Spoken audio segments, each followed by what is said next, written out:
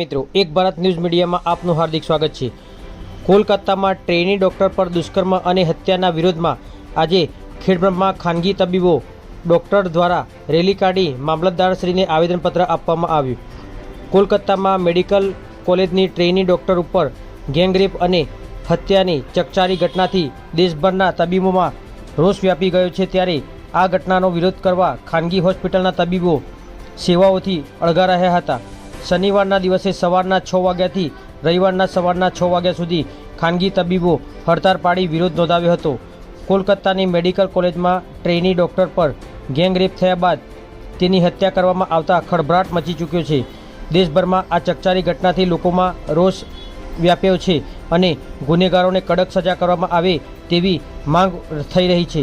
દરમિયાન Indian medical એસોસિએશને ચકચારી ઘટનાને પગલે 24 કલાક હડતાળનું આહવાન કર્યું છે, જે અંતર્ગત શનિવારે સવારે 6 વાગ્યાથી રવિવારે સવારના 6 વાગ્યા સુધી 24 કલાક સુધી બંધ પાડશે અને રેલી સ્વરૂપે નીકળીને મામલતદારને આવેદનપત્ર આપવામાં આવશે તેવું ખેડબ્રહ્મા શહેરના ડૉક્ટર એસોસિએશનના પ્રમુખ દ્વારા જણાવવામાં આવ્યું હતું।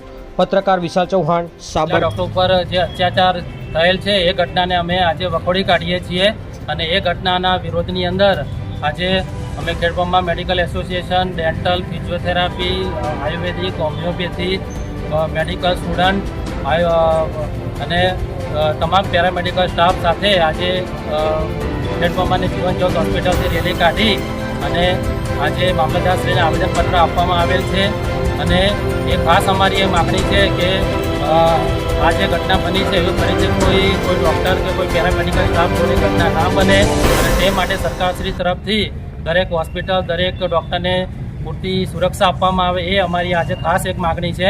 અને આજે આ જે રેલીની અંદર અમારો તમામ આખા ખેડબ્રહ્માની શહેરની અંદર તમામ સરકારીથી માંડી અને જે ખાનગી ડૉક્ટરો બધા જોડાયા છે અને એક એકતાનું પ્રદર્શન કરેલું છે। આ રીતે ભવિષ્યની અંદર જો કોઈ તકલીફ થશે તો આ રીતે બધા ડૉક્ટરો તથા પેરામેડિકલ સ્ટાફ બધા સંયુક્ત રીતે ભેગા થઈ અને એકતા દાખવી અને જો આવી કોઈ ઘટનાનો વિરોધ કરશે તો 100% સફળતા મળશે।